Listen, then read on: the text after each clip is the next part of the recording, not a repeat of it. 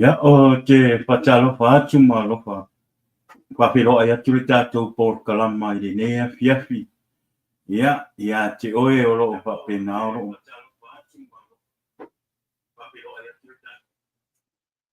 Pena o mo ho tato a o e mata mai i nea fiafi lungo o tato por kalama. Ya o lo por kalama sanin le nei i pe astona i taitasi o le Jesus is the answer. E whaataro whampa pelo ai tuai ia te oe le nea fiafi. Ia, whamanui atu le tau sanga fau. Tari tonu o le aso longo wha le nei o le nei tau sanga talo ni tātou tu vai mai le nei tau sanga fau. Ia e whapetai i le tua. Ma avere bi inga i le tua. Ia, ona olona nga leima lona lofa o whape nao tātou au lia mai le nei aso longo wha. O le amatanga o le nei tausanga. Whaapetai i le tua le ola, whaapetai i le tua le malosi, whaapetai po i le tua i lona whaamalo longa i a te oe maa. O lea ia o le vi inga e whaapo i le tua. Ia o lea ia whaape i loa e tua i le tātou po kalama le nei a fiafi i a te oe. I le suafa manu malo o Yesu ke viso. Ia whaapetai po i le tua o le leo o maua le nei avanoa. Wa whaavanoa ina e pape nao na wha e ai maa watu le tātou por kalama i lunga o nei te penga pai langi lunga o le Facebook ma le YouTube. Awa ana le au noa le alofa ma le anga nei o le atua. Ia, e manua ia tātou te iloape me tau te toi wa ai mai a maho i le nei a fiafi. Ia e whaapetai i le atua. Ia, ona o le nei avanoa tā ua. Ia, whape nā ua toi maua i le avanoa ma te teo mai e fola le upo le atua. Ia matala i atu le anga le leima le alofa o Yesu Keriso. I lunga o le tātou te penga whailangi. Ia e fia fo i le anganga i le nea fiafi. Ia ona o le fo i ua toi ma patasi malona au auna. Le sunga i a tala lei e se kia i le nea fiafi. Ia tai le tua le nei avanoa. Ia ua maua fo i whapenana toi ma ua toi patasi e lunga le tātou por kalama le nea fiafi. Ia le tele na wasa whamtalanga. Ia o se whapetaina ma se whatalofa na ia te oe le nea fiafi. Whatalofa atu fo i mātou tamawha le nganga. Le mātou whaiwhi au. Ia isa take. Wese le isa take. Ia matwhare tua i le nei fiafi. Ia whamanuia tele le atua ia te olua i le nei fiafi. Whamanuia po i whatalofa atu i sunga i whapea ngai ngā malawa o lo o whapea nā o lo o ngalua e pēa i le folfola ina ma le tau singa o lapu mā moe. A le atua i lea so sā ma lea so sā. Ia awa po ni ponga inga o le upu ma fina ngalo o le atua. Whatalofa atu le po kalama o Jesus is the answer. Ia te o tau mo tau whare tua le nea fiafi whatalofa atu po i wō a inga ia e maise ma e masani. Ia e ma le pāanga o le tātou po kalama. Whamanu te le atu le atua ia te o tau i le nea fiafi. Ia ar taimi nei a la atu ina tuloale avangoa i le sunga. Ia lona au na ia tala le ia wa po isan whatalofa nei a fiafi i ia le atua. Ia. Whatalofa atu le suafa o tātou rii o Yesu Keriso.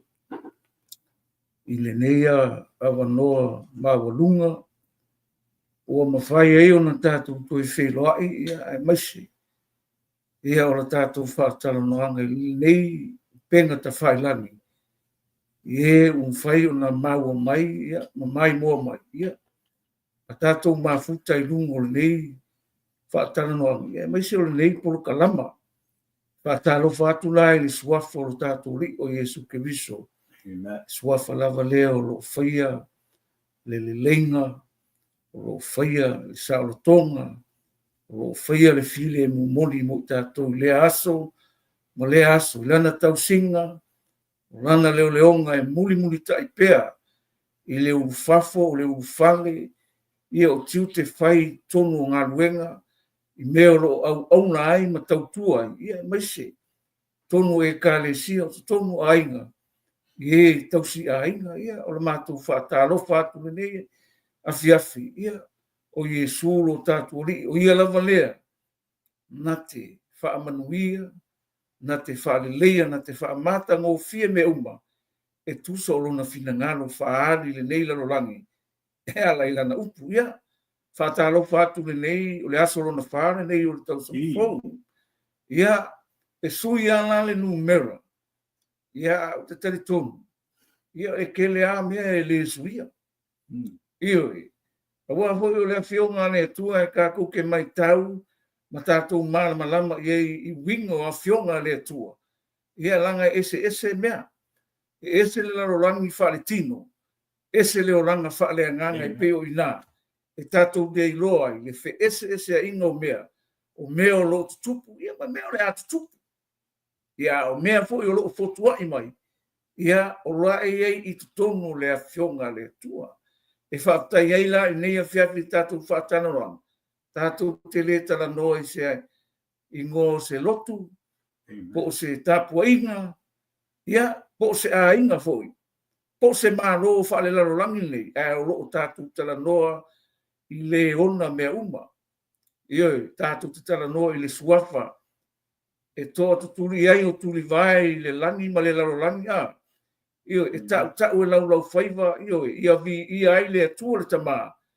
i le ngā ruenga atu atoa ma le mai e ana ia whaia mo tātou ma le larolangi atoa ia o le nei lan whaataronoanga le nei a whiawhi ia e whaatalofa atu ai i le suafa manu mālo tātou ri o Iesu Keriso whaatalofa atu le nei le aso lona whānei o le nei tausanga lua afe lua lima ia e tonu lo manuia mea uma le ang le lei ma le alofa o le tua i lana tausinga mana ia e tātou o te tari tonu ia o lea o le a tau mwhailo e whaasoa atu se waengo le fionga le tua ia mai se tātou whamaros e leo le fionga a tua le tua e tau mwhai e tau tala ina atu a o se awa noa le lei nei tātou te tala noa ai i se waengo le fionga le tua le ngata e whaima whamarosi fausia a tinae, whaaleleia, whaamata ngō fie, whaafouina,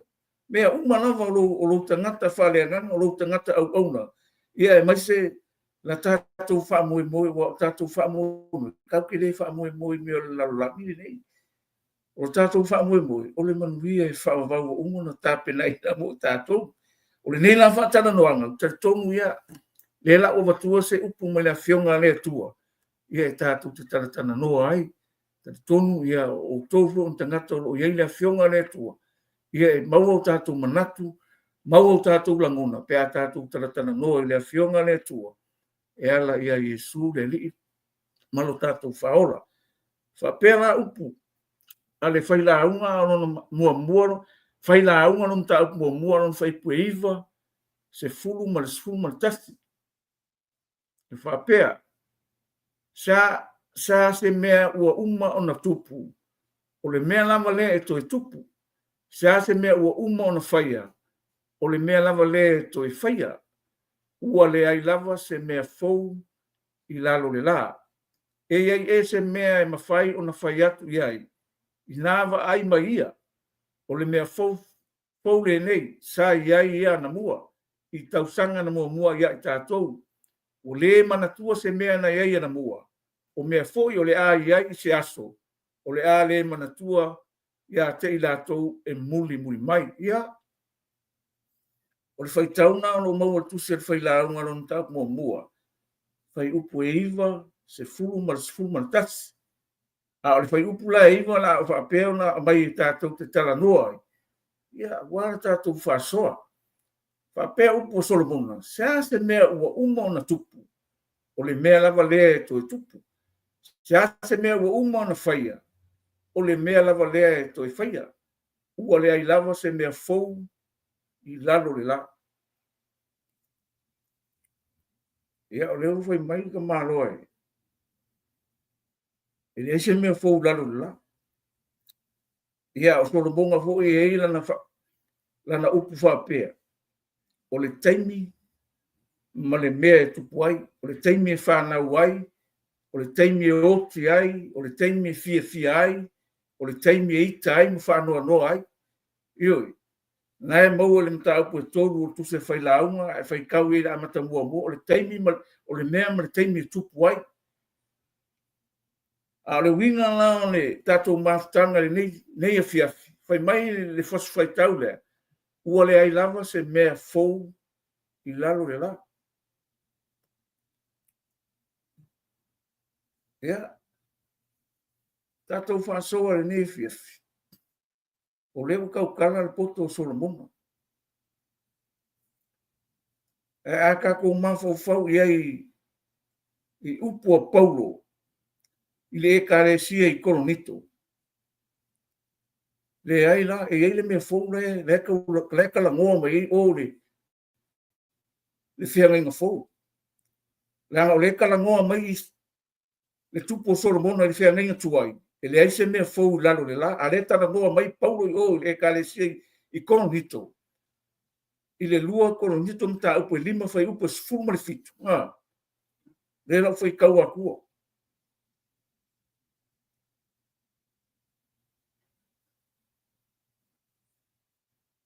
Lua kia ni tio. Lima su fitu.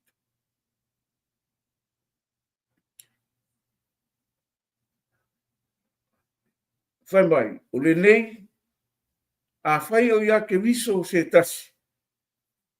O le tangata fōu ia. Ua mawai mea tuai, whauta, ua whafōwina mea uma. Ua whafōwina mea uma. O le mea le kaukala mai ei, Paulo i le kalesia le kolonito. A whai o ia ke wiso se tasi, o tangata fōu, o longa wina. O le mea fōu. E rau se mea kuai ale u whai mai sao ala buskolo. Ua mawai mea tuai, ua whafōwina mea uma. Kalangoa mai ka mano o Solomona i le lalo rangi le kau kei ai. Pa mai ele ai se mea fōu i lalo le la. Ia maa whai o mea ia kukupu lalo rangi ngei. E ngaka i le lalo rangi ngei. O le ale maa ngai o le ale fōu. O le ale maa tango fia, o le ale maa loki ma le mkau kia o mea o le lalo rangi ngei. E expire. E alua lua mana o mia toi wha lelei. E alua lua mana o mia toi wha fōwina. Iu. Manga le ku mau lalo rangi ngei. I le ku mau ka kou. I le whakawau le lalo rangi ngei. Iu. Langa o le kau ke o e le whionga le tu. O le kaimi o Solomona. Pe mo whai mai. E le aise mea fōu lalo le la. Ai o le kaimi o Paulo. O sau Paulo o tangata na filifilia i Jesu ke viso. E anu mo mori lona ingoa inu ese. Le ala ama ia i kalesia kolonito. Le mea ka o le mea fōu. Tangata fōu. Tangata whaolaina. Iyo, o le tangata pa ia. O le tangata ua umona whaaleleia ma le atua. O le tangata ua uma na whaamamaina ma whaamangaloina. E ala i le toto Jesu ke viso. O tangata na lea. Le kalango i ei Paulo le fiafiringe. Whai mai. A whai o ia ke viso se tasi. O le kangaka fōu ia. Ua mawai mea kuai wha ua wha fōwinga mea uma longa winga. Le kangaka na le ua uma wha mamainga Jesu. Ma wha amata ngō fiaina. Ua pa ia ma ua ma maa e anga i le toto Jesu. Kangaka la le kaukala i Paulo. Whenai ona i kangaka. O le ola i le lalo rangi ngei. Le kako iei pengo whai mai o kala poko Solomona. E le aise mea fōu lalo le lang. E le anga. Aia. E kako ke whai manatu iei. Le anga o le atua, malona fila ngalo. E au ma kako sa ili iei. Ma tātou whaitau iei. Ma tātou mana tu natu iei. Inga i ei loa le mea tongo lo whai mai ei le fionga le atua.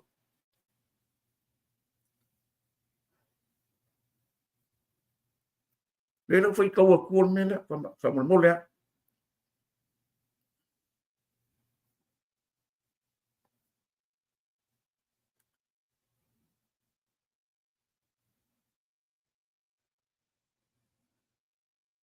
Whamai upu ia le mua moi ane mta upu e rua whai po sulu lima, sfuru ono ma le sfuru fitu whamai. Au atou te mana nao i le lalolangi po o mea o iai i le lalolangi. Pe a whai ma nao se tati i le lalolangi. E leo ia te ia le alofa le tamaa. Wa o mea umalawa o i le lalolangi. O le tuina nau o le tino, ma le tuina nau o mata, ma le whaalia li o le nei o langa. E le mai le tamaa ia. Ai mai le lalolangi.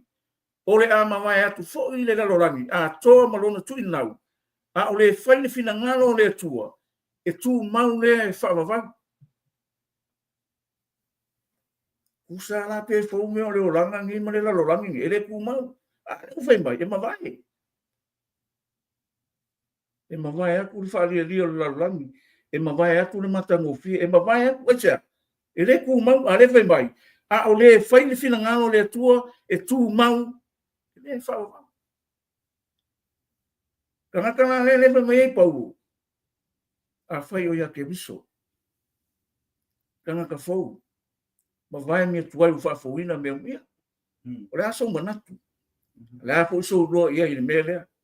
Wa o le kau keo i loku. Kau keo i whaanongolongo i le fionga le tua. Ma kako turi matai. Me o loko kupu le o langa ngi. A le aso roa ia. O whea nga iei me o le lalangi ngi. A whea nga iei li tangata pou le e kaukala ngia e pou. Amen. E me mea so la mona. Tafa so le nefif. E mania, awa e ako. Wale whai mai, e whai ngane, ke kalia lo Yesu a veo o matanga te pou. Yeah. O rongo winga, o ame kuai sa e ola. Ia huangi e koe mga kuai. Logo whaafo winga lo kangaka. Whaafo winga lo wola, ua avea o e mastanga te pou. O mea uma fo i e te whai e fo. O lau tau tala e fo. O lau sa vali e fo. O manatu e fo. Lea nai whai mai e isaia. Rongo winga, e le kakau ia te oinga e koe mga kui meo ke. Lea nai whai mai e isaia e whātou. Au rona whai po se sumalwaku whapea. Au atau te mana tua mea na mua mua. Amen. Au a fhoi le mawhauwhau i mea na mua. Ai o le sa e ora le ora. Sa e fia i mea le laurana. Au whafo wina ro ola. Nongo winga. O mea mua mua sa e whaia i rei. Sa e fia i le oranga. Wata taula ia te oina e le toi mawhauwhau i ai. Au a fhoi ne e toi mawhauwhau i mea na mua. O a mea na mua. O le oranga sa e iai mua mua. O le fianga o le oranga. O le tuina naunga o le oranga. O le whaalia vale o le oranga. Fia i mea fianga o le nei oranga. Mea uma. Awa a e saula i reari. Ia e ilo. A e sau i reari. I makua i sau i reari. Awa nga le sau. Alai mangakua i mea pōdiu. Ami mailo nganga i kongo le malamalama. A e sau po i kongo le malamalama. Au nge e sau e kukua le actually o le malamalama. O e mokua sisuru aku le malamalama e alo luai da le mea ngai pe i kaura angaka me i mana. Ngai sau lore e kukua nga inga. A e sau a ko i kongo le malamalama. Sau a ko i kongo le malamalama le. O Yesu ke viso. Ia singa o. Ia. Pa malamalama ku so songa. Ole mangai ole mele kufa. Langa o kangaka o kingo ngai man la rolangi ngi. E o le oki. Amen. A whaila e oki le tino. A whai fo la tau ki whali tino. O le wingo lau whankara. A whai fo la tau ki whali kino. E kau ke reo le manguia e whaumbai. E kau ke reo i lesi o langa le whaakali mai mo kako. E o le mea ngā lepe mei paulo. A whai o ia ke viso setas. Kangaka fo. O le fesili la. O whele anga i ei le kangaka le o ia ke viso. O le lola e whaavavau. O le langi fo. O le mano le atua. O le aingo le atua. O le aupa ia ua umanga. Sau mia le atua. longa malo, longa ainga mo ka ngaka. E la ku ke lolo ngau. Pero kana fo lea, fa mai kana nga isaia. E la wa ku kana le isaia. E fa mau ngi e le langi fo. Wa la ngai, o le ma ngai o ka fa kala ngoanga le ngefia. Ia o se mea ka ua ho. Mai kala isaia i. Awa fa uta mai, o te whaia le langi fou ma le lalo langi fou. E le to e mana tua mea na mua mua. E le arua e fou i le loto. Ai pe tai au tō ori ma fia fia e whawawau i le mea o te whaia. Awa fa uta, o te whaia. Yerusalema ma wha fia fia. O te whaia fo i lona nuu. Ma wha ori, o te fia fia i o te fia fia fo i Yerusalema. Ma ori lo nuu. E le to e langona ai le leo se tangi, ma le leo se alanga. E le to i ai, le mea, e le to i ai lea mea, le tama mea. Po le to ia ina ua lea ato no tau ona aso. A wā e oti le tau lea, ua se lau na tau sanga. A o le ua ngasala ua se lau na tau sanga. E fe tu uina o ia. La tau te whaia whale ma la tau mauai. La tau te tō vine ma la tau ai o la tau fua. Na tau te le whai whale ina ia mauai nisi. Na tau te le tō ina ia ai nisi. A wā e pei o aso le la au aso lo nuu. E umalama e o filifia e au o mea na whaia e o la tau lima. La tau te le ngā ruru e foi. La tau te le ngā ruru e fua. La tau te whana nau ai le tupuai le atua tuale. O wā o le whana nau ua whaamanuia ina e iova i la tau a toa mai la tau e tupu mai ia te i la tau. A o lei wala au lava i la tau o te tali atu. A o tau tala mai la tau o te whanongo atu lava. E ai whaatasi le luko ma te mai mamoi. E ai nā au o le saito le leona e peo le povu. A o le ngata e whai mana me ai le fuefu.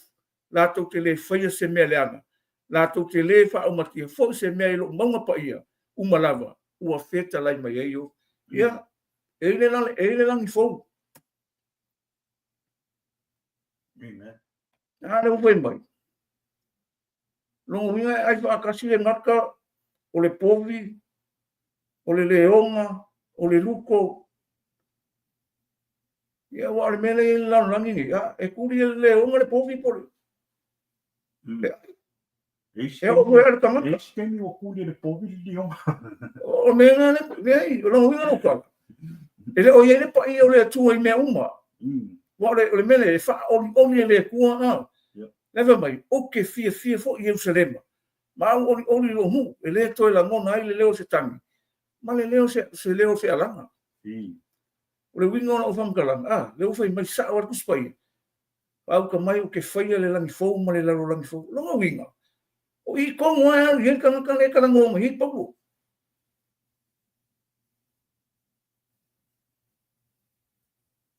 E whai o e ma fau le oranga le ke orai le ke lima le lasi. O mea whawhia o ngesu i fuanga. Ia. Whai aoi. Kere o whea koe e eisa o pule lo so i fuanga lo wola. Le ai. E whaitalia al tangata. A le winga ro whamkalanga. O le kaimiri ngei. O se tape langa. O se sau ninga. O se amatanga fou i nei tausanga. Ia whai e su ma mea fou. Ia whai le ali ma mea fou. Ioi, nanga e fou wale atua ia so uma. Le winga lan whamkalanga ni nia fiafi. O le atua e fou wa ia so uma. O longa winga lan whamkalanga ni nia fiafi. Tatou whaatana noanga ma tatou whasoa. O ke mafau faulu marosi. Amen. O te mafau faulu poko. O ke mafau faulu ta mawaina. Aisha. E ke le lolo kaini. O le kua e angar kaini. O le pule le kaini mea uma. Il kaini le kau ke ora i soifuangi. O le pule le taini. A le fisili. O ai e ana le taini. I le iska o kaini o le kaini mea lea. Ai le whaakalia fo i la le taini mea lea tua. ia i tātou i o tātou manatu, mō tātou langona, ia e masi fo i o kako mafofau le ai, e kakaua kako kuku le avango se inga lue mai le tua, se inga lue mai le mea fau le anga i o le, i le langi fau, se inga lue mai le anga fau le anga i o, i le mano fau, se inga lue mai, manatu fau, o le upo le tua, se i kako anga i o, i le meo lai e le langi fau, ma le lalo langi fau. Wanga kakauna fau kako, ia fau sia kako, inga ia, kako o le langi fau, ma le lalo langi fau. Langa leo fai mai paulu, ua mamae mea kuai longa wingi. Wale ko yese mea kuai, ua faa fau winga mea longa wingi. A e fai kau fai rei e la fionga netu, sorry. Pere engi mea kuai o longa maru. Ia lela o fai kau aku. Ma ia nga o fai kau o mele. Ia nga wako ele sau. Sau faa popo.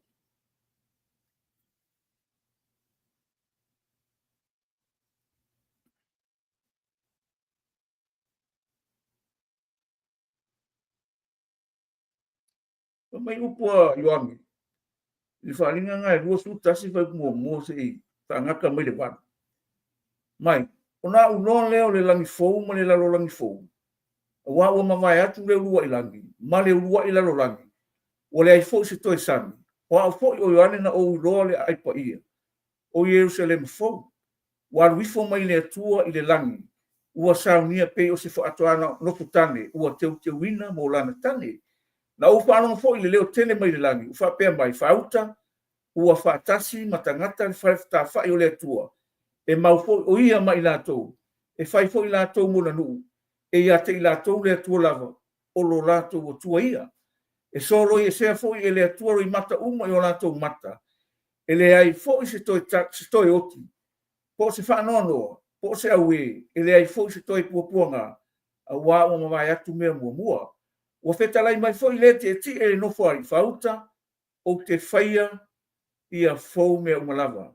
Ua whetalai mai fo i oia ia te au, e tusi ua upu nei e moni ma le wha maoni ia.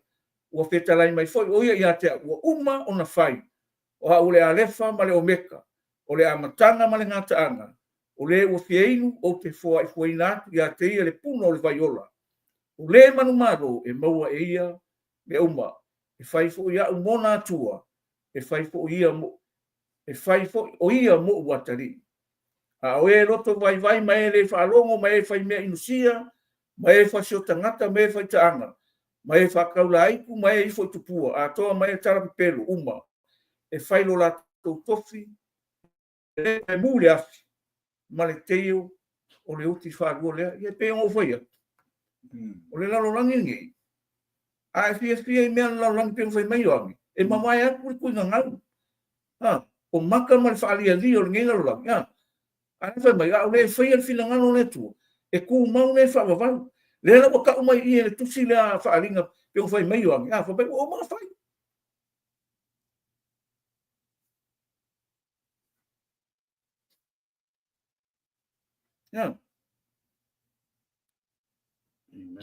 O maa whai mai.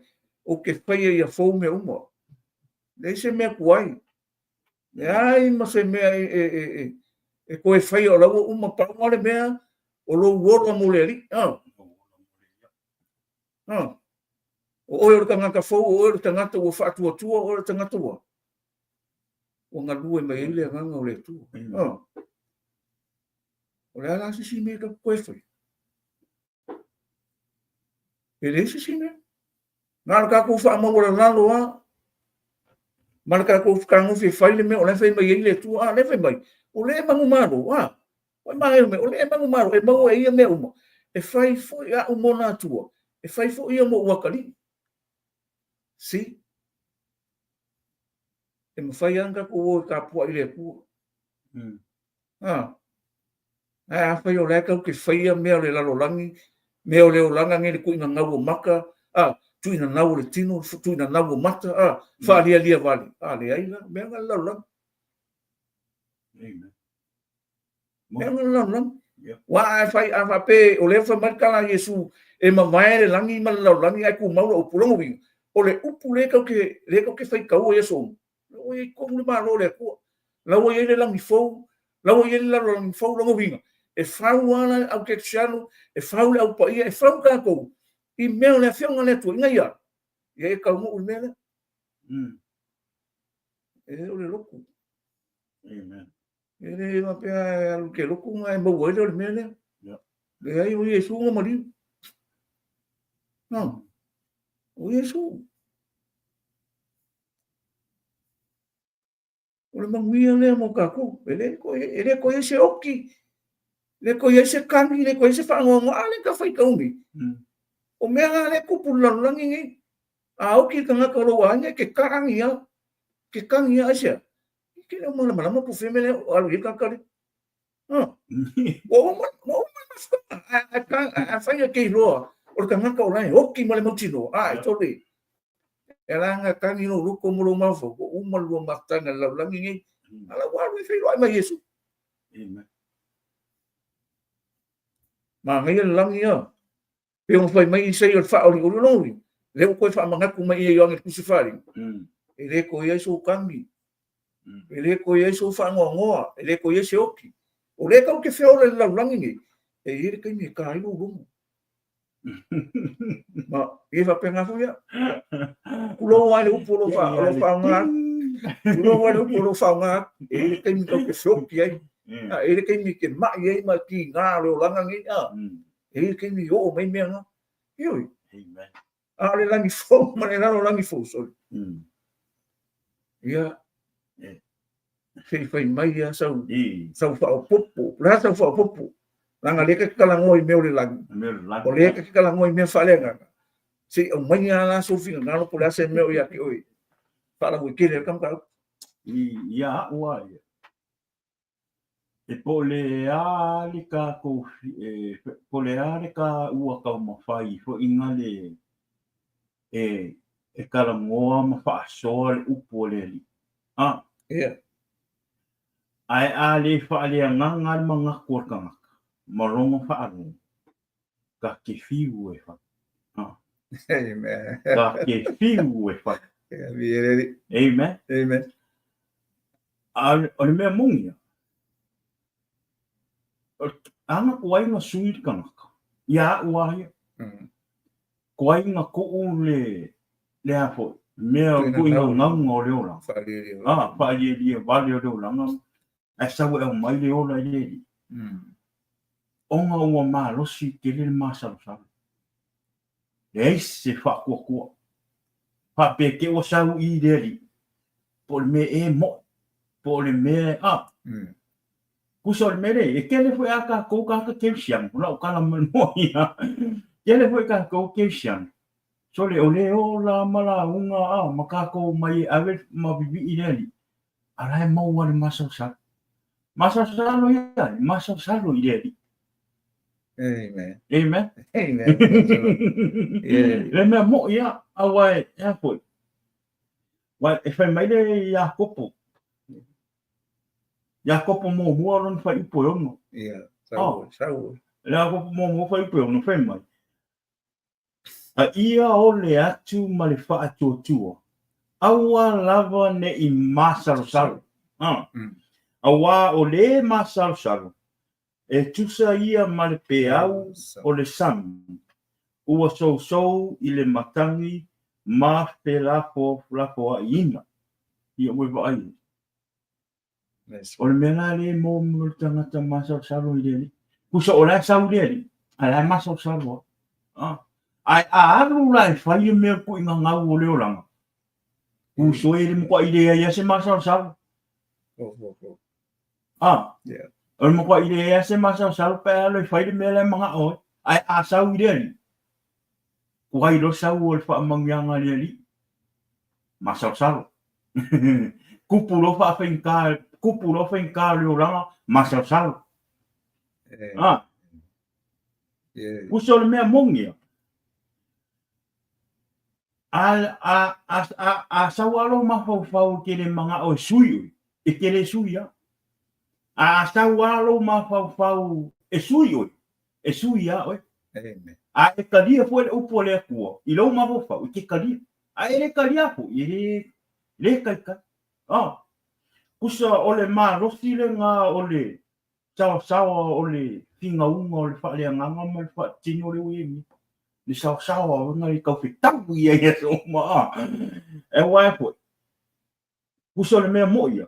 E le whai upu la umaiele Roma sulua. Peu auti ea ua. E mai. Kusa ole mea tamu whai atu. Kusa e kakau ia kako. Ngā renew kako mawhauwhaunga. Awan koe mawhauwhau mea kuai. Pero mea renga kala ngoi. Awan koe mawhauwhau mea kuai. E ia mawhauwhau mea fo. Tadia Yesu e vea mali mwhaola. O mea uma fo i whina ngalo le tu e whai ati oe o mea kou ngā tau ngai whai. Awane e toi mawhau. That's the only thing that you need to do. O le renew lo mawhauwhau. Tok kanga kula au mai le. O le efeso e wha. A o lona pai upo e lusu tolu ma lusu wha. Sau. Nai whai mai. Ai peita. Ia toi wha. Oi ia toi fuati e ina. O tolo. Ma nao o tau loto. Ma ia ofo o tau ile. Oi o ofu o tau ile tangata pou. Ua whaia e fōringa i le atua. I le amio tonu. Ma le amio le lei e wha maoni. Instead, let the Spirit renew your thought and attitude.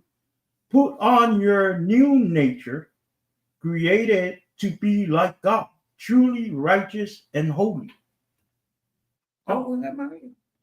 Kusa le winga mele.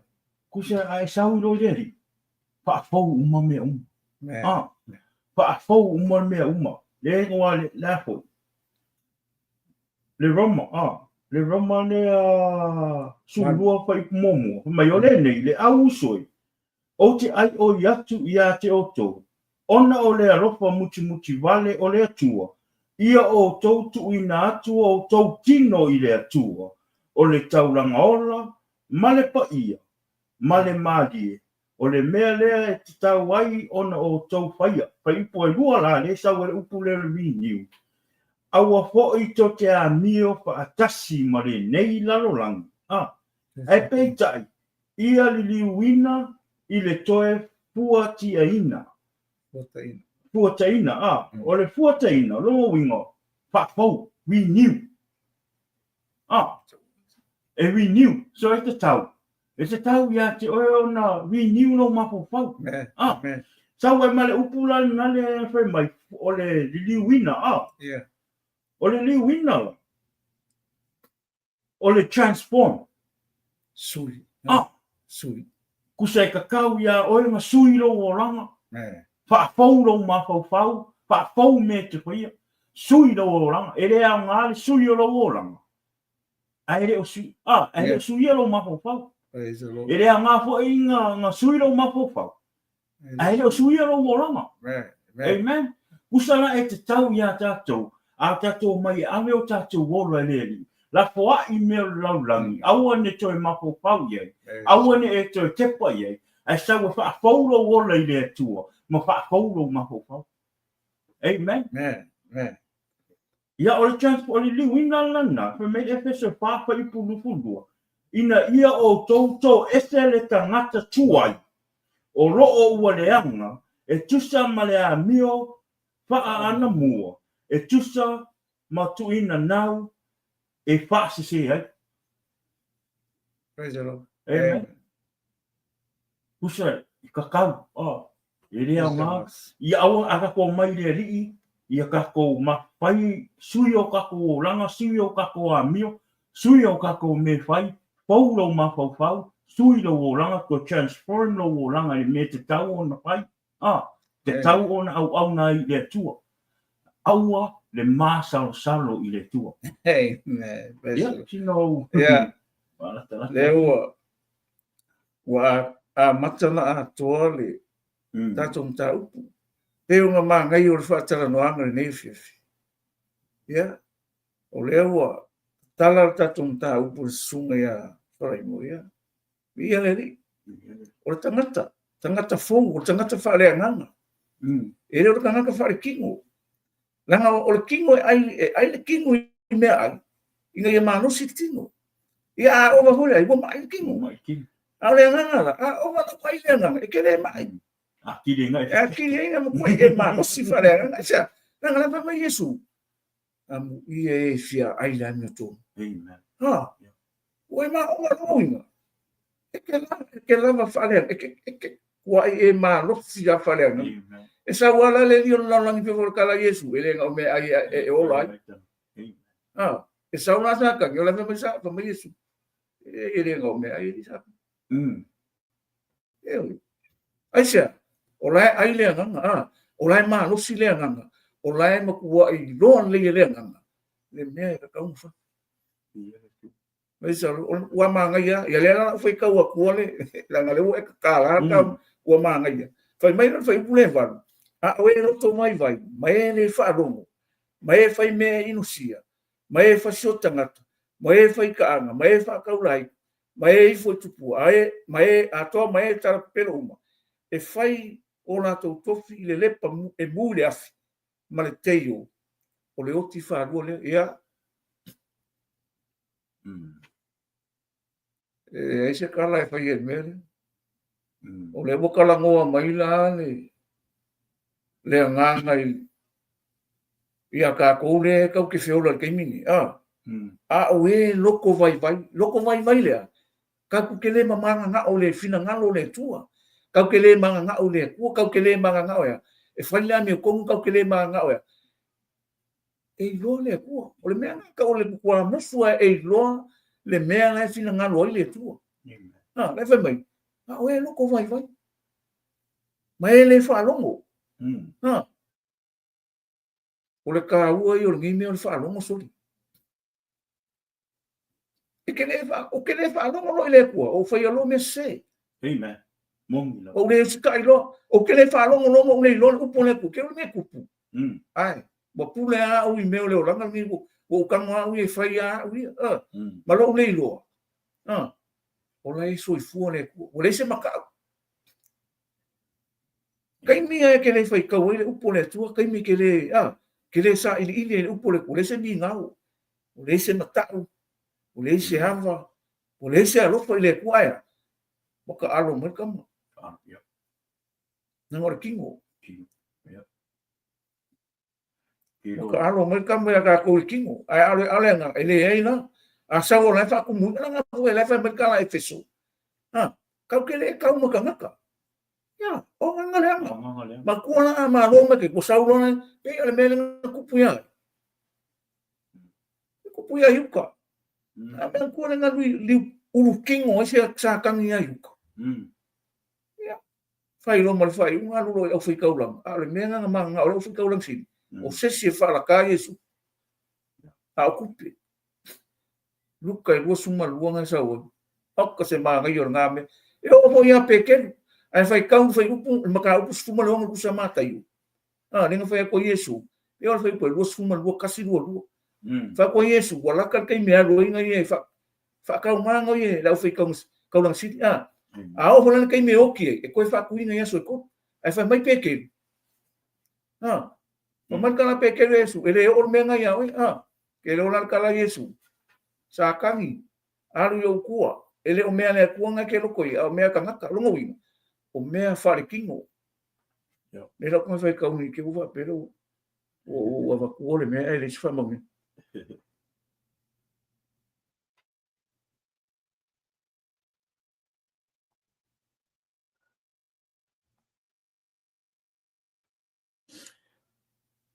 mai ora kalaka e tau saming o mka upunga e lua tu sia luka pai mua ora talata tau saminga a reto le fa feten e ta ua o le paseka ona sa ili le au fai tau lang sili ma lau tu siupu pe fa pe feo na natu fasioti ia te ia wa wana tu mata tau le nu ona uru tino ina ai lea o satani ia yuta e ta ua o se kara o le tasi lea o le tote furu ma le ko alua waru ia utau taratala ma lau fai tau lang sili ma tai o au i se tonga fiti na te whalatai nei o ia te latu. Wai lai. Urukingo. Rasa uloi.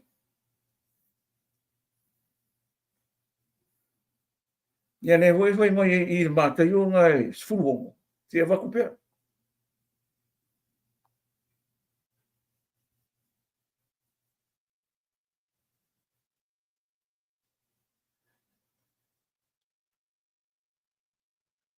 Mai kala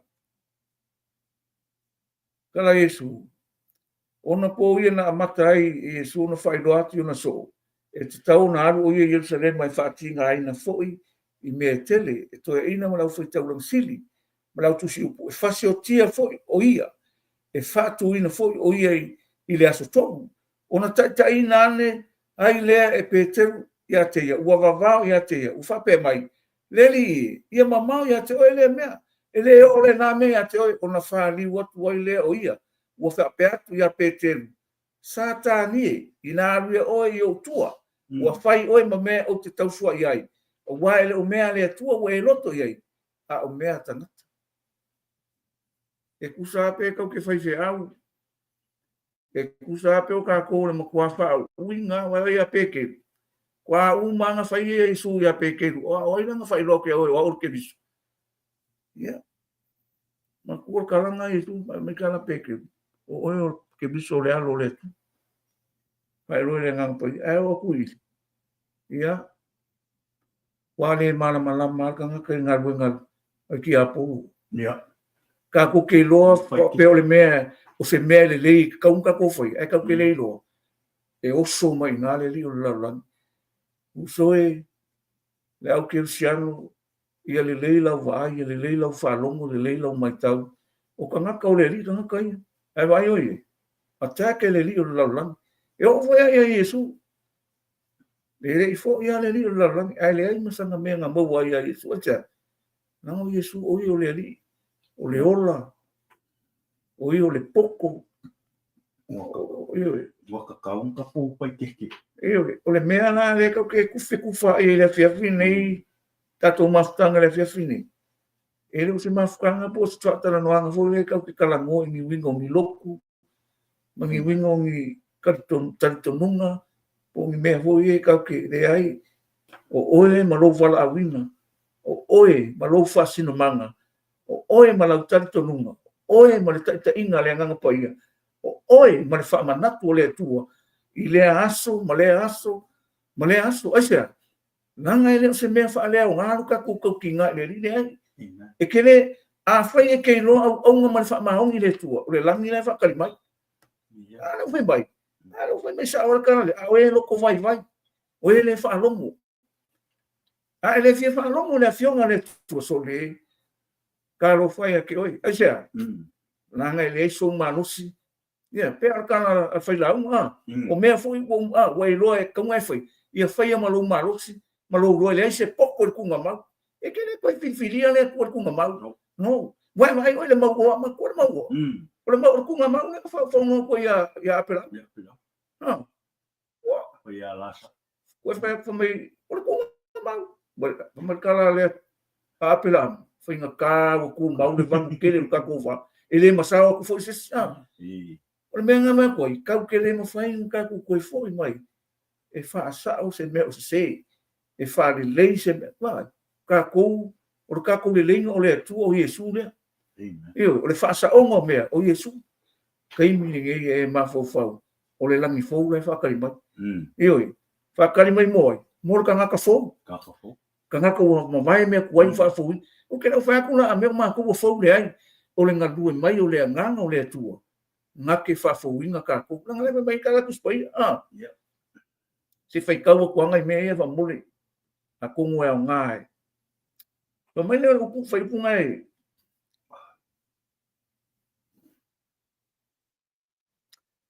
Whaipunga e rupu whaar kusile a whaalinga ruaka smai. O nuu foi o e ua wha o raina.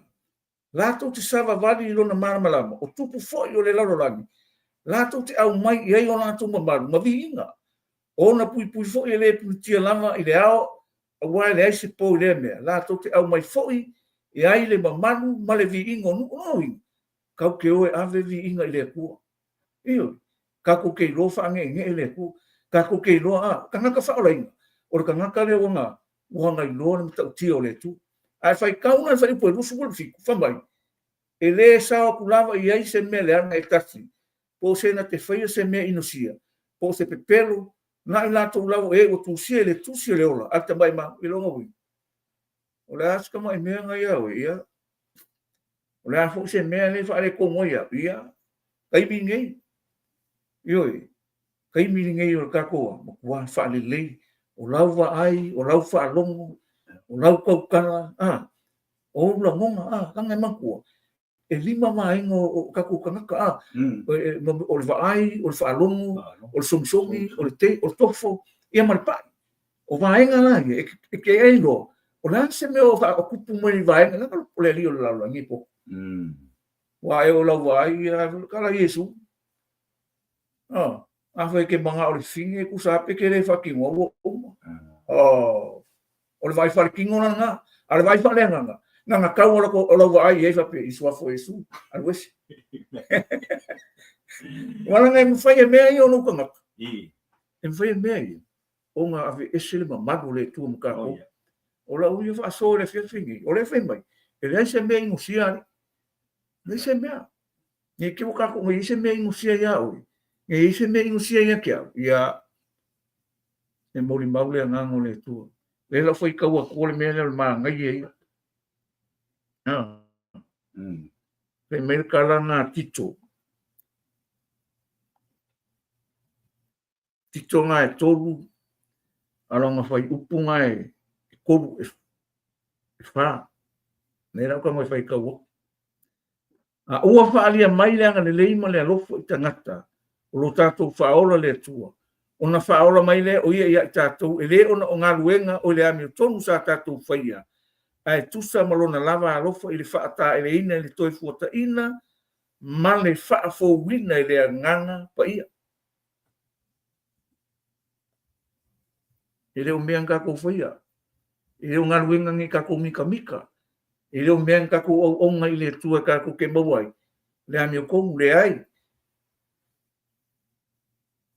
o le ami o kongu fo ina me le tua e ala ia Yesu le ka ua ami o kongu inga i kako ma le mea lefa mai ia ma le whaata e le ina le toi fuata ina ma le whaafowina i le ngampa i ioi whaafowina i le ngampa i kanka wha le ngampa ya nga la fai mai pau e ke le kingo le nga ke le nga le kingo a fai le ke le kingo ele anu le nga pa ia o lo winga ka nga ka fa le nga e o le nga le nga na ku na le nga ka nga ka fa le kingo la nga la fai mai ai pau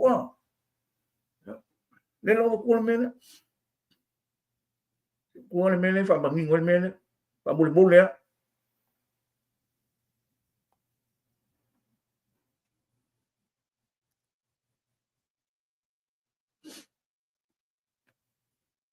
mai au mau ai matou e le o le nganga o le ngai la langi a o le nganga mai le tua le ia matou lo me o foi na mai e le tua ia te matou o ia me foi matou te tau tala tua i upu e o ina mai e le nganga pa ia ai le upu e o ina i le poto o tangata o lo o whaamtala ina mea whaale nganga i upu whaale nganga ai le talia i le tangata whaale tino mea le nganga o le tua wa o mea valea ia te ia na te le mwhai foi o nei loa a wai wha masinoina wha leanga ia wai ia saulo le whai muli nga a le tangata wha leanga i wha masino e ia i mea uma ai le wha masinoina o ia se tasi ka kōru ana kai mingi e leo se poko la langi le kau kei loa ai mea le kua le ai no o le nganga pa i o le tua len ke a o mai kako i le fina ngalo le tua ai e fai mai leo le fai muli nga o tito len kako fai kau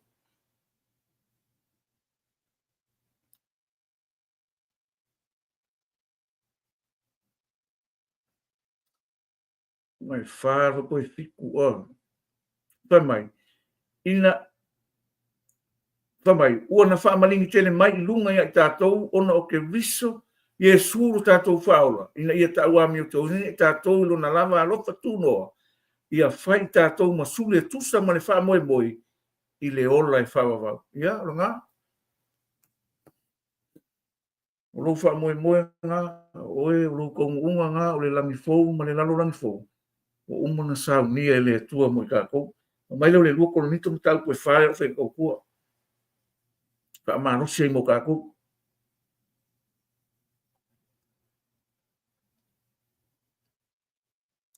Mai, o le mea lea mātou te le whaavai vai ai. Wai ui lava ina tawau ina uma lo mātou tangata i whafo. Ua whafo ina le i tutongu i lea aso, ma lea aso. Ua lo mātou pupua ngā mā masangia ma le vave mawai.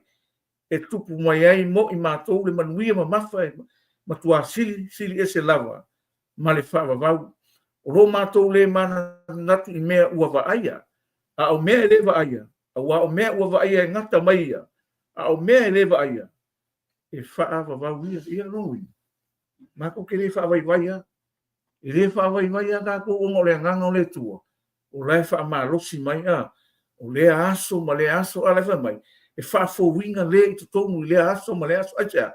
Langa langa lue mai le nganga. A kako iyo aku le nganga. Wha pea aku le nganga. O a ulu nei. Wha sino mai. O a ulu nei. Wha matala mai. O haule nei wha matala mai, ma launga mai. Ma wheka lai mai, ia le anganga le. Inga ia wha fōwinga ka ngaka i kongu. I le aso ma le aso. E ui alanga kele pupunga, ai wha mai e māmasania. O wai kupu mai mo ka koule manguia ma mawhai mo kua sisi. Ma le wha longo ina. E le kai mea o le lalorangi ni pe ngofai. O le lalorangi ni. E le ku mauno fia. E ke fia ngei. E au kufo inga nge, o le fia fo. Ioi. E alofa nge, e au kufo inga nge, ia o fea ko solo mea. E le ku mau mea na langi nge. A le alofa tu no le tua. Le nka ko franga ngaua, i kau ke o ai le mea. E iai le mea ka o le whaava vau le manguia. E whaava vau lo fia. Ma lo ori. Le nka ko fai kau ele. E saia ngai o lima fai po sfufi ku sfuwaru o ke faia Jerusalem am fa ori. E ori le mavai ke fia le ko ese kami le ko ese o fa ngo le mele a le langa le ka ke ia ya ro wa ya ngasero fia a le me wa o mai le tua mo ka ko ni fia ia fa fo ino ka ko ia fa fo ina tato mo le fina ngalo le tu ai inga ia ka ku lo mo le male mauti no le fina ngalo le tu ia le foi ka o le mele a kongu e uma lo mele ia wa kulele yo so ia pa o sang fa so to mele fa linga ngai e lo foi po sulu limba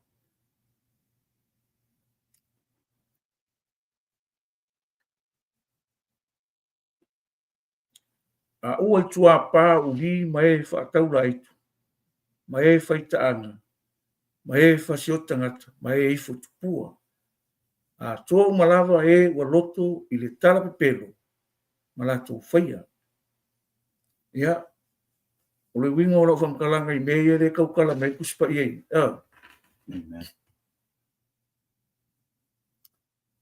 ele manguia fa mai le o fai punga le punga sumakas o le ami o le tonu ia ami o le tonu pe o ia o le lea ia ele lea pe o ia o le ami o tonu ia ami o tonu pe o ia o le pa ia pe o ia fa auta foi o te vave aluatu o ia te au foi le tauni o te tauni te tasi atu ai ia tusa malanga o fai o au le alefa ma le omeka o le amatanga ma le ngataanga o le mua ma le muli fa mai lo fai po sulfa amu ia i latou o e faia na polo inga ina ia tanga ia i latou le la au le ola ma ia latou watu i le ai i ona fai to ia o kere fai aku a mea o ai le kalesia o ai le loku E o le mele kala mo me kuspa ia. O le pa ia pe o ia. O le ami o tonu, ia ami o tonu pe o ia. O le ami o le tonu, ia ami o le tonu pe o ia. O le elea, ia elea pe o ia. Auta, po i o te vave atu atu. Wa ia te au fo i le taui o te taui taitasi atu wai. Ia tusa malana ua fai. Ia. O le whaasoa ngā le whiawhini. Le alau mea ngai whai mo le li. Le ala tātou ngā ruenga le whai mo le tua. Le ala tātou au unanga le tātou te au aunai. I lona whina ngalo alofa. Ia. E leo se au o ngā se loku. I leo se au o ngā fo i sisi kau ke o ai le awhionga le tua. Pe o ngā kuri maka i ei ka kou a.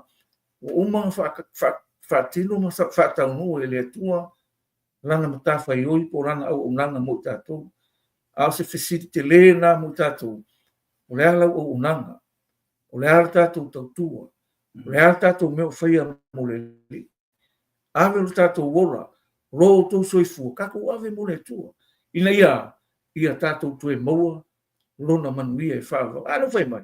Ia elea pe elea. Ia ami o le tonu pe elea mi o le tonu. Ia ami o tonu pe ami o tonu. Ia pa ia pe. Ue pa ia aisea. O lo ia ke ia lea. Le tau i masui. O lo ia ke ia fo lea. Le wha masinongo mea uma. O se au nangi le nei fia. Le ufai mai. Amu ia i lato o e whaia na polo inga. Ina ia tanga ia i lato le la au le olo. Ma ia lato watu le ai iona. Whai to lo mo winga. Ia. Ele ese si mea. O Yesu le ala. O Yesu le umoni. O Yesu le ola. Mo oi. Mo au. Mo tātou. Mai ona maua le nei. Whataroanga nefia. O le ola fōu. O le ola pa ia. O le ola mama. O le ola manuia. O le mea mai le tulo. Amen. Ele se mea kako. O se mea o fōa i mai le tua mo kako. Ia no whai mai. Ia wha ofu kako kangaka. Wha ofu kako. I tangata e fōringa. Ia whaia. Peo kangaka whaia. Peo kako ngā whaia le tua. Wha ofu na kako kangaka fō. Whaia e fōringa i le tua. Kau ke leo le whale o loa e whakau mele ofu ngai ofu. E ai. Ka ngai whai kaura o. Ia ola mama. Ola pa ia. Ia. Ola i whamahoni ma lea miutu. Oisea. Ranga e maua i e kako lea. Le pa ia o lea kua. Ai le wape kau keo le whale o loa. Se i whakau mai ele ai. E ke whaia se mea le lei mo oi. E ke whaataunu ina se mea mauti noa mo oi. E te whaia fo. Le fila ngano kako whaia le fila ngano le tu. Ina ia tau hua whionga le tu. Oi kau hua ele mea le. O le e ka le sia. Oi nga ke whakau hua le mea le. O le au kevisiano. Inga ia. Kau hua le lalo langi la. Ile mea fōu le usau nia le tu. Whai mai ka naso le monga. Ele se mea fōu lalo le la. A leo whai mai paulo. O le kangaka fōu. Ua i le li. Auta o mawai mea kua i whaafouina mea. O le kangaka fōu lana. Kustana lai whai mai poko so le monga i longa kaimi. Ele se mea fōu lalo le la. A o le kaimi o Yesu. A winga paulo e ave longa ngoi ngu esi. O le ua i le mea fōu lalo le la. E alu o le mea fōu le ua. O le wang whai loa mai e Isaia. E iai le mea ka o le langi fōu. Ma le lalo langi fōu. Lea la o koe au mai e kusia wharing. Ma ai ei oangi. Mo lea. Mo le tangata. Lewe mai ka la kuspai. O le mang malo. Pai o ia ma. Mo uakari. Whai ia umona atua.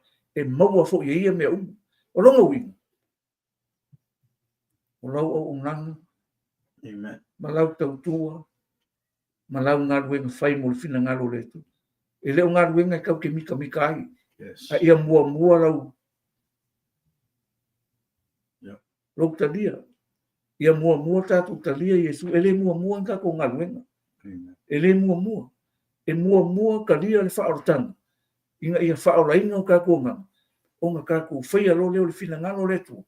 e mangui ai me ka ko ke pe or kala as ku se falinga es fuma fa po suma ko va mai a amu ia le woki o le na o wa malu ro ia yang ngalwen o anga ngalwen fo e muli mai ro ngi amu ia le woki o le o malu ro yang ngalwen o anga ngalwen la e muli mai ele mo ngalwen ele ngalwen ngi ke ka ko mi ai misi ia ka ko me ka mo fai mo longo wi ngai mo le tu ai muli ia ka ko ngalwen ma le tatu o nang ia pa ia ma ia mama ma ia le ma ia ta wa mi o tu winga ni fa ma o ni tatu te tausi ai o tatu va fe ngai ma le tu ia o le upunga mo ka ko ngi fiafi e se kwa ku le uso ya sana fa a popo ia il tatu ta upu ni fiafi ta sunga ia le tua ia te ton fo ia o lava le na am o lava le na fai ma pa malu si anga ia te o le nei fia te tonu o nga lui le tua ia e na o le o e ta o le pa ia o e fe me te tau ona e ola pa ia o le me mo ia e te avea lo le li e fai mo o tu e te avea lo Yesu ke visu e fai mo ali i mo fa aono i lo wola wa avea oi matanga te pa ia amen ai a fai e te sau i le atua a olo tu lo vai anga vale i fa e re o oe o si tangata pa ia e tā ua ro oe o le awhawhine ma le atali i o le atua ona ua e ola i le atua o mea umafoi e te whaia o mea wha le atua o rowo langa fo e te ola mo le atua wa tā ua oe o tangata pa ia amen wa e whai mai le pe teru mo mua pe teru lona ta upu e mo mua o lona whai upu e sulima ma le suma le ono nai whai mai e ai pei ona pa ia o ia na wala awina o tau ia wha apea poi o tau ona pa ia o tau a mia praise God a wā ua tusia ia pa ia o tau a wā o au nei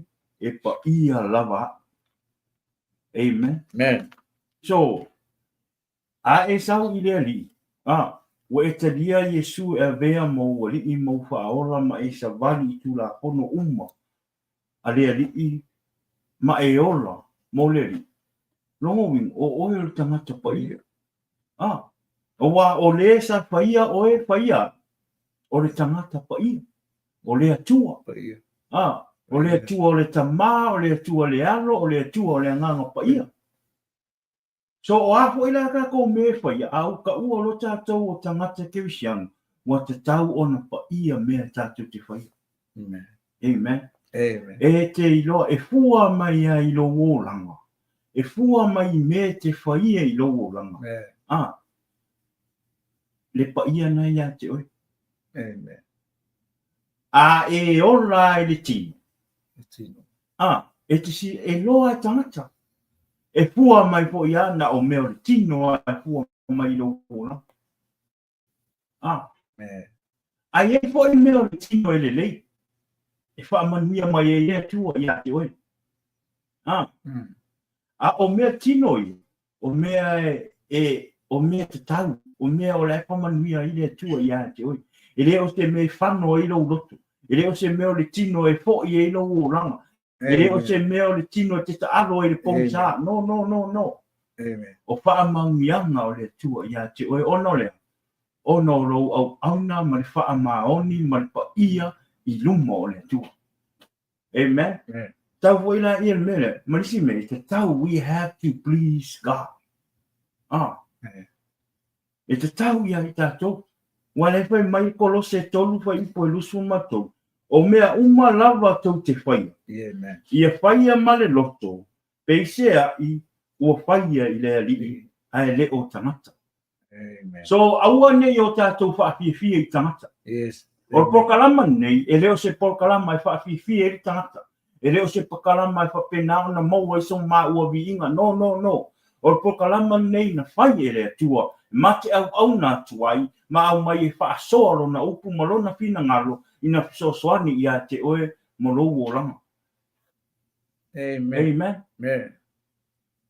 Praise the Lord. So e whaia mea mō lea li e te whaia i se anganga se se. E te ave ai ma e whao ai vi inga o lea tua, te tau watu ia te o e te piu e whai e le i u se mangia. Amen. Amen. Whaia uma mea uma mō lea tua. A e alofa i lea tua, whaia mō lea tua. A e avea oe matangata pa ia e te whaia uma mea uma mō lea tua. Don't try to please people. Please God. Amen. Amen. E reo tangata e whaamanuia mai ia te oe i meana te mawaina. O lea tua. Praise the Lord. O lea tua o aunga o mea uma. O le auna ma le au tiu ma le whatu o lo tangata ora. O lea tua. Amen. Amen. Amen. So, ia tea. Ia. Te tau ona tātou. A tātou mai i lea tua o mai wha maoni i lea tua.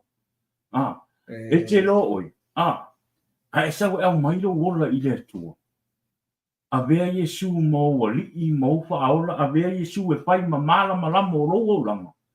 I ke wa aila o e loa ka ngaka le fua mai le mala malamo o Yesu ke viso i lo langa. Amen. Amen. E fua mai ai le fa maoni. E fua mai ai le mamalu le tua i lo langa. Amen. Wa e fai mai le peso lima e fai po iwa. A wā o le fua o le mala malama o le anga le lei, uma lava lea, ma le amia tonu, ma le wha maoni. Let's go.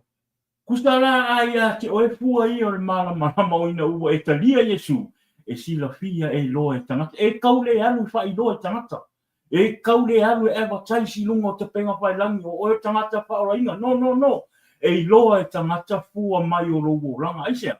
Ona o lo fa manuia wa ia Yesu i te tonga o lo roto. Wa ia Yesu e avea mo wa lii mo fa ola. Wa e au auna i le tua mai loto fa mauni. Wa e sala mo, i leo me i leo langa ngei au e sau tu ina atu lo ola i le li. E fua mai fua le lei o Yesu ke viso i lo o langa. E sau fo i le tua, aua e te fefe. Don't be scared. Ke loi. E fefe tangata, rongo wingo, wa ele fefe le tua. A te tau moni atua ia o e peino o wha soa mo mua te po i se asa o tea. E tu sa tangata ora la te fefe ai ma oi. No different. Leo te whai atu sa oa. A e fefe la i tangata. A te le fefe i le tua. Rongo wingo, something's going on with your brain. Sau i le tua. Sau te toa pe o le toa ka vika. Koa po le koa ka vika, ale fe Amerika vika ngas, le fe Amerika la mo ta vika lon fa nta upo lusu fitu fa momo. Mai ole ali o lo mala malama ia mo lo o lo tanga. Wai e se o te fefe.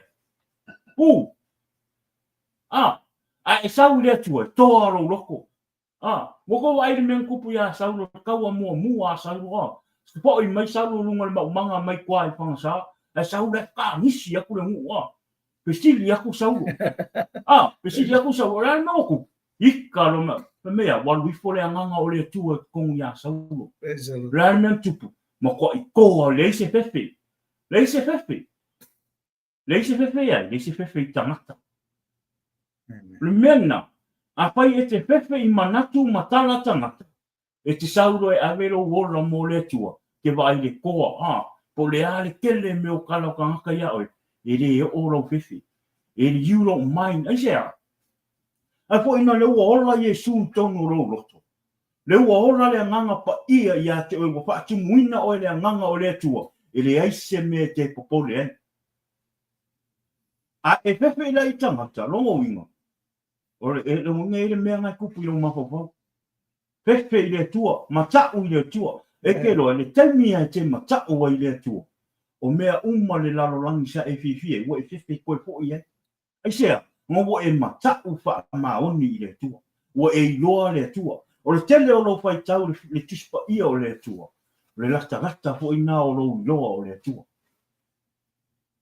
Amen. So le te tau ia I tātou, ono mai ave o tātou ola I le tua. Pa maoni I le tua. Au le māsau salu. A vea tātou ma tangata pou.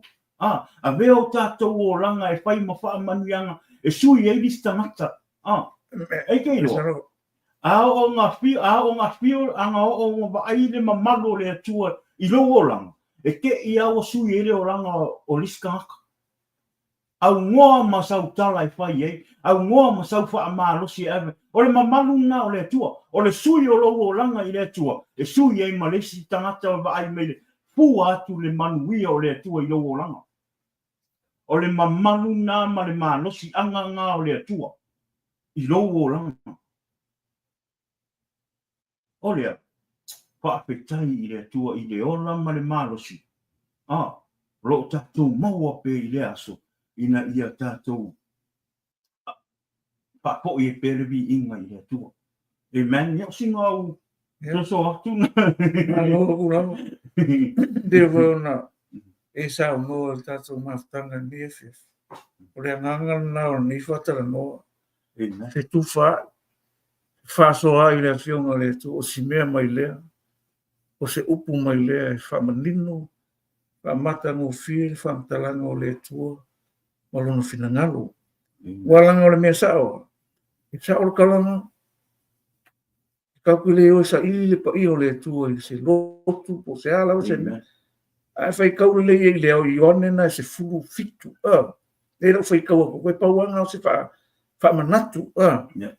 Fa maile kala Yesu. Ia e fa pa ia ina I lātou. I lau upumoni. O lau o fionga le upumoni lea. Fa pei ona e awina mai au ili larolangi. Ua fa pea foi. Au ona awina atu o I lātou. Ili larolangi. O te fa pa ia foi au e sui I lātou. Ina ia fa pa ia ina o I lātou. Ile upumoni. Fai mai no lea. E le fa pito foi I lau te talo mo I lātou nei. Au I lātou foi. O e fa tua mai ia te au. Ia te au. Ona lo lātou upu. Ia. A e ona I le upu. O le upu e wha mamaa kaku. Mai kala Yesu. O mango wha mamaa o le upu. O le upu. Nang o le upu ea. E de se le mea se. E ku mai ele mea mongi ma le ami ukong. O le upu e de se le wha mau. E ku uia lea. Le wha mau. O le upu e ku uia le. E de se mea le. Nang a o ona le kei mea sau ai lea. Le a ko. A de se lo leo le mea wha le a ko. Ai a ko ka ko osea. O le a kua a ko. O lona atona na, ina ua pa ia I tātou, I lona whina ngaro, o lana upu. Ia ola lana upu, ma ia mamā, ma ia malamalama o tātou langona. Ono le upu. E le wha maa e kako. Le wingo nau kala, o le upu kako ke whai kau, ma kako wha kingo inga, ma wha taunu inga. O le upu ngā ke ve seu manga o kako o langa, vai inga. O vai inga o le o langa, o me le kusa ma le fina ngalo le tua, e a vese le upu. E o tana hoi o lo ola le a fionga le tua. O lo ono, o lo mo kuanga lua e fo. E o ai le ngau ngā iwi, o ango o iwi o mangako le loko. E o iei le upu osea, ngā ke kango e keu ka kou. Inga ia, keu le ami o kou. Keu wha maa omi. Keu le alofa. Keu le manguia. O le langi fau lea. E keu ka kou I mea ia. Ka ko keo ia I mea nga. Rango le lalo langi e se uma mea ki apo. E kau kere mawhaia. Nga o Yesu a nga sau ea. Nga ke mawhaia. Ai mau wai lea mi o kong peo whai mai kuspai. O I ngā la lea. Ka ko wha moe la nga. E whau la. Ma whau sia. I ka kou lea lofa. Ma le wha maongi ma le ami o tonu. Ia ma kua. Whai ka kou mtangata o lea tua. Whai tātou mwhamriang. O au na tau si mea lea tua. E vi I aino na suafa. Ia sau koe wha painga ka koe wha kai aku fo I lau sunga. I li wha manatu mai e fionga le tua. Wha lau o tele wha mata mo fia tatu wha tana roa. Ia o se talo talanga na I nea fiafi. E o maa ua tatu wha tana roa I nea fiafi. Ia wha manuia oe le upo le tua. Le a fo se mea o le tau malie. Lau wha funga anga o le longo mali. Ia o le tua e wanga lo. E wha manuia ai oe. Ia o le upo foi. E whanili ai tātou molo na lava whina ngaro.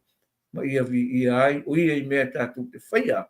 Ia o se toi marosi atu nam to fa watu se la ngono le fiafi to fa mausalin fa mautuina i tatu matau ia fa manuia le tu ia mau mai nei fa talanga i lungo re au penga fa ilani ia fa foi upo le tu fa mianga ia te tatu ia sa unia i tatu mole manuia fa vau umon tapina ina au wale mea oe o le tangata tadi tonu tangata fa tu mo le mautino ia tau te upe fa ilu no fina ngalo ai sea lai fa akali mai lai fa tali mai ia te oe ia te au mai tato uma ke siano le upo ia oe tadi tonu fa tu ia te ia tu solo no fina ngalo. God bless you. Ile mwili swafo Yesu. Amen. Ia, bia le tua, ia, te tonu le anganga, ia, o le tātou, pastoa le nai, nea fiafi, ia, te le ase o inga, te le fo se, au ngā o le upu fo i, o umana ma, tara no ai mo fa ma lo si ia ti o le nefi. La ngona mai le pa i me le ngā o i o le tua i le nefi. Jesus. Ia o le bi inga fa fo i le tua. Ia ile anga le o le tua. I lona upu le nefi. Ia ti oi. A pai o pa penga ta ia ti oi ona au mai le ola mo le tua. Ia. Tala ia o le te lia Yesu. Avelo ola te lia Yesu manu o maua lo malos. Manu fo e o maua le taimi. Iska. Pe ona pai atu lona au au. Ia. E le tu i eisau tali fai pea e o le tunga mau. E le leia lalo o le tunga mau. Ia. Awa umau ane fai lau fifidi ngai avelo ola mo le tua. Wa e le mawhaina e te fai sau fifidi. Ia le taimi e te o i tunga mau si kulau. Ia ale wha malosi ia pokalama nea fiafi. Ia tātou umai aveo tātou ola i le tua. Te dia Yesu avea mo tātou whaola.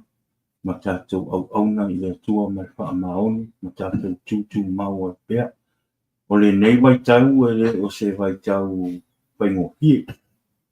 Ua sawa sawa ti Apollo ia. Ua le whailonga postanga te sawa ti Apollo.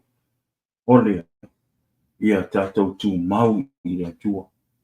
Tātou tū mau i le tua mai wha tua. Mai wha maoni.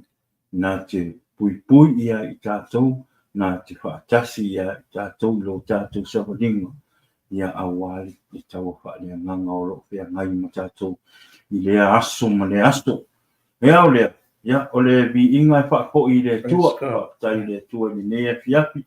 Tai fo i le tua o wha awanoro, taimi te suma i tala mai i lunga o au i lunga le tātou pōkala mai wha alongo i lona upu lea ia vi ia le tua i nea fiapi.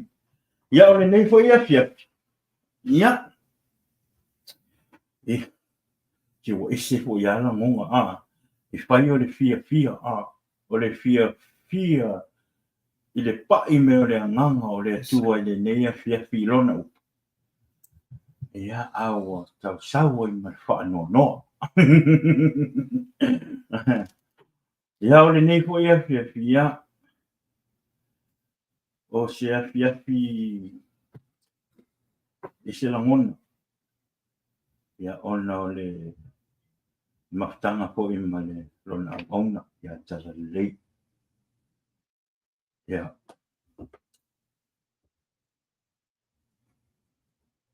Ia le tua. Ia le tua. Ia a tatong. O le nea fiafi. Famili ona o le nganga o le tua. Ona o le nea fiafi. Ia o le asto muli fo le nei o le malon au onga. Ona o le atu tu vai atu fo I Samoa. Ia. o lea ia e se fu ila mona o le ni aso ia a ve ia ni tani o sunga le a ona ia po tamako ia e va to isi pa fetai Ska. Fasting. se fa tani mai ia la matanga o ta po kalam ta o wa tu sa o tala no ia ti o i mo sa wa no le ta po kalam ia ai pa tai le tu ia wan me mo i tu sa o me le anga o le tu ia ti o ta un o wa tu ia ti o ana fa pe na fa mai vo ile nga pa ia ti o ti aru lo fa fia ti aru fa e pe se no fa no mo la le anga o le tu o le pa tai ai ia ti o ta ma Ska. ia ono le tali o le nei po kalam ia ma fa ava no sa we tatu te fa so i lunga i upo le tu i lunga tatu po kalam ia tatu ia te le ale fia tatu ma futa pe ia fa pangita ia ona e o lo sa mo fo siu o tu ia ma fa na ia le nganga nei po kalam ia le ngata lea o pa anga te tasi uma lawa tatu po kalam mo le tu i longa tu nganga pa tasi ia oi a tu fo i sa mo fa nga malanga i mo ia anga leile tu i na ia fa pe na bui bui malavea i fa nga malanga i mo ia pe atu fo ia tu sa mo ia i mo lo pa teni mai ai anga leile tu i fa pe na tu lui pe ale o mananga le tu ia ti o i lona u ia a nga te le ngata i upo le tu ia a o mea fu i ti ia sa manu ia tua ia ia o le ia te te la wale so swani mai fu i tātou po kalama ia a taritomu ia e whai aso le ali e whai aso le ali tue tātou e tau i fu i staimi fu i luma ai le i wha umara le la ku sao ku ai se i whai sau wha wal tātou stona i muri le le la tu atu le no i la sunga mau sa tau tala muri a wa ho i le tātou po kalama i ne fias Ia o te tonu e tātou te rei toe mo si siava no i lumatu. Ia siava no le nei toi whai atua se tala i tātou maftanga nei lungo nei penga te whai lami. Ia e leo se maa loto fo i male uso ia laimuna mafua e una mafatasi lungo nei kalama. Te tonu le afionga le atua i tātou te tufa ai ai mau i o tātou languna whale anang. E whau i tātou mo le malo le tua. Ia le ananga la o lo nei tangata. Ia whai tātou whaamianga. I le ngata o le upo le tua e tātou te whaatara noa ina. Ia o la ngona e whaasoa. E maua mai le afionga le tua tātou te tufa i ai. E leo le ananga la o se lotu. Po se ananga o se tapo inga, po se tari tonunga, po se awa onga sisi, le ai. O le awa onga le tuspa ia, ma le fina ngalo le tue ala ino nalo Yesu. Na mafu ai nei whaatara noanga. Ina ia tau lau o lo tātou wha moi moi. I lau au unanga ma la tātou tau tua. Whia lava le mena e te au ona. Ai ma e tau tua ai le fina ngalo le tua. Pau wa o lea. O Yesu. Ina ia manuia. Ma ia tupu wha moi moi. Leanga o tātou wha moi moi le ola i wha wau. O tātou ri o Yesu. Ia. O le upo le tua e fau pea. Ai le ma vai. E le uma. E uma le langi ngi. Ma le laro langi ngi tātou i lau wha wau le a whionga le tua. Ai le uma le upo. E le ma vai.